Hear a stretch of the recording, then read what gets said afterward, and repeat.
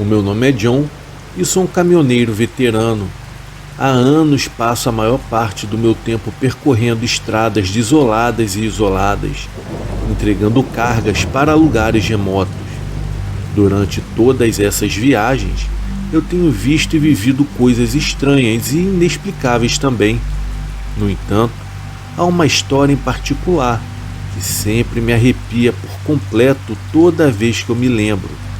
É um relato de terror que aconteceu comigo em uma noite fria e escura na estrada. Era uma noite chuvosa de inverno quando eu peguei uma carga para entregar a um cliente em uma cidadezinha no interior do Ceará. O destino final ficava em Pedra Branca, porém eu já estava acostumado a ir para essa cidade, mas algo me dizia que aquela viagem seria diferente. E na medida em que eu avançava pelas estradas estreitas e enlameadas, uma sensação de inquietude começou a tomar conta de mim. A chuva forte dificultava a visibilidade e a escuridão da noite parecia engolir tudo ao meu redor. O barulho da chuva no teto do caminhão era quase ensurdecedor e a cada trovão o meu coração disparava. De repente avistei um vulto na beira da estrada. Era uma figura alta e escura vestindo um sobretudo comprido. Eu parei o meu caminhão e relutantemente eu abri a porta para ver o que estava acontecendo. A figura se aproximou lentamente e revelou-se um homem de idade avançada, com olhos cansados e uma expressão melancólica. O meu carro quebrou. Eu estou preso aqui, disse ele com uma voz trêmula. Você poderia me dar uma carona até a cidade mais próxima? Eu hesitei por um momento. Algo nele parecia errado, porém acabei decidindo em ajudá-lo.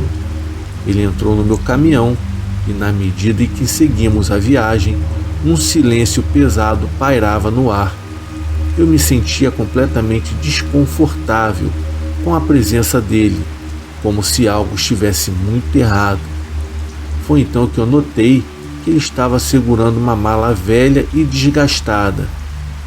Fala comigo, é essa mala aí que você está carregando os seus milhões? Perguntei em tom de brincadeira, tentando quebrar o silêncio.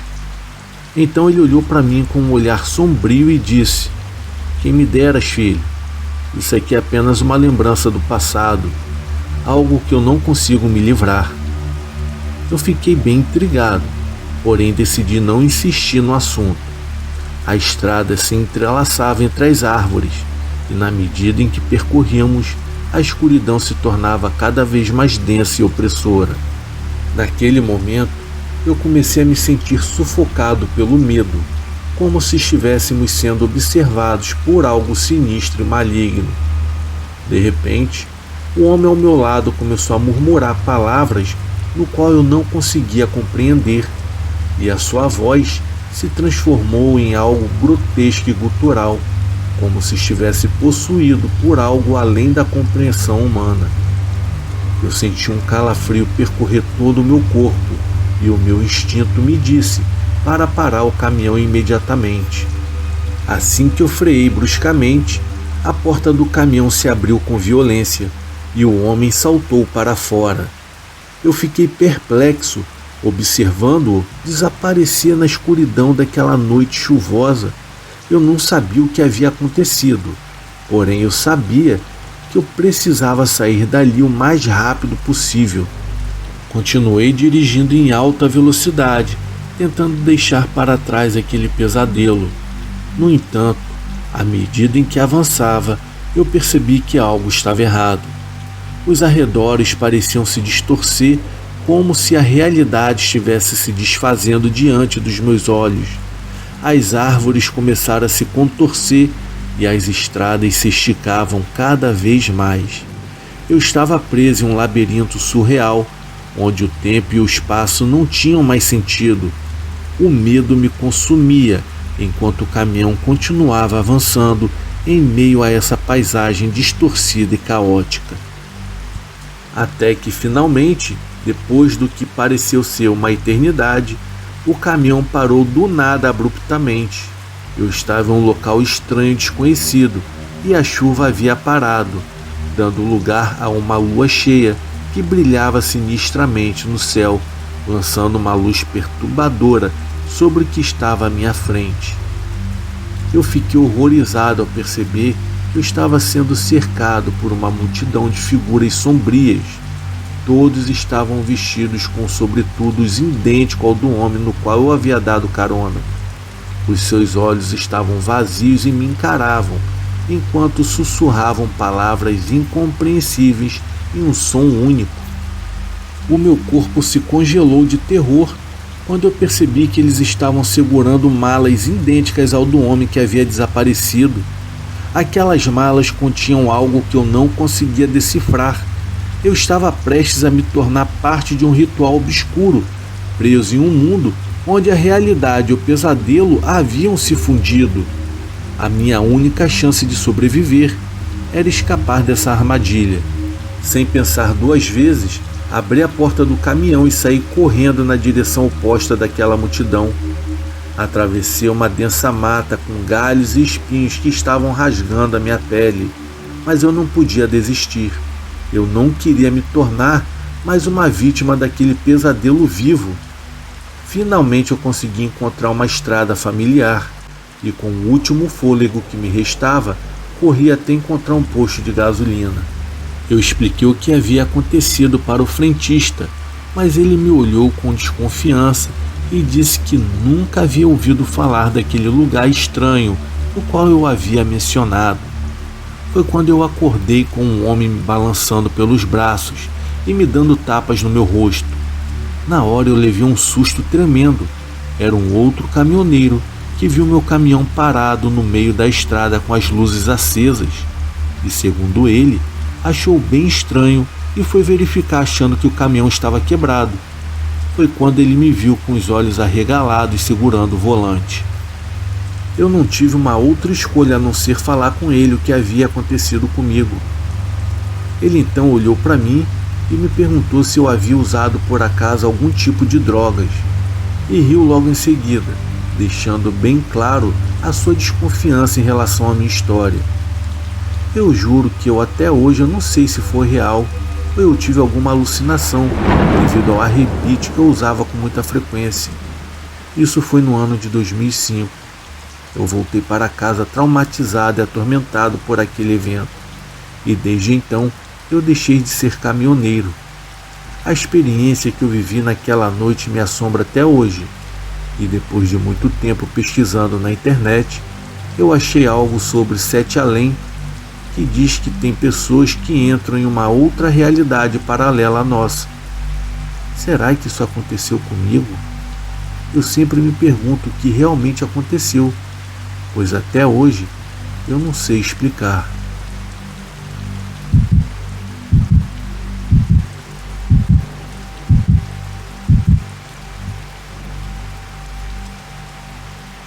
O meu nome é Carlos Almeida, tenho 45 anos de idade e moro em Congonhas, uma pacata cidade de Minas Gerais.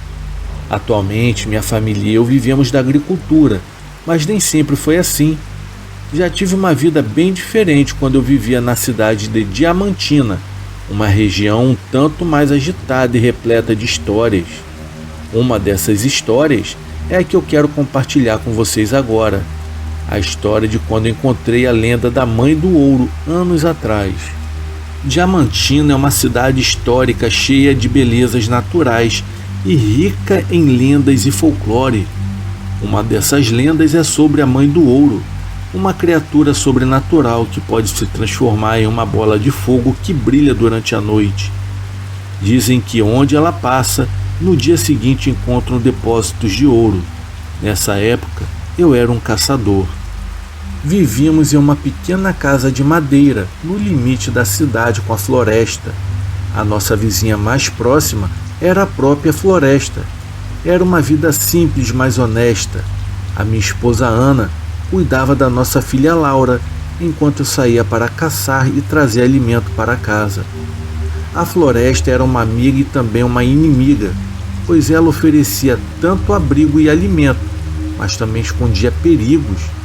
Eu conhecia cada pedra, cada árvore, cada trilha daquela floresta, e ainda assim Eu sabia que ela sempre guardava segredos. Foi em uma noite como tantas outras que a floresta decidiu revelar um dos seus segredos. Havia uma tradição entre os caçadores da região de oferecer uma pepita de ouro à Mãe do Ouro, na esperança que ela concedesse proteção e boa sorte. Eu, porém, sempre fui cético, nunca acreditei em lendas e mitos. Para mim, a floresta era apenas floresta e os animais eram apenas animais. Mas naquela noite a minha crença foi desafiada. Como todo caçador, eu tinha os meus rituais antes de entrar na floresta.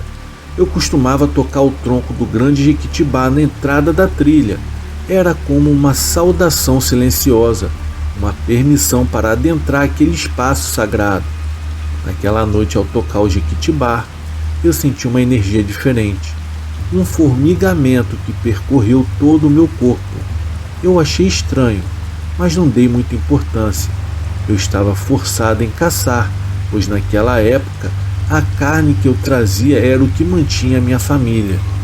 A cada passo que dava, eu adentrava a escuridão da floresta.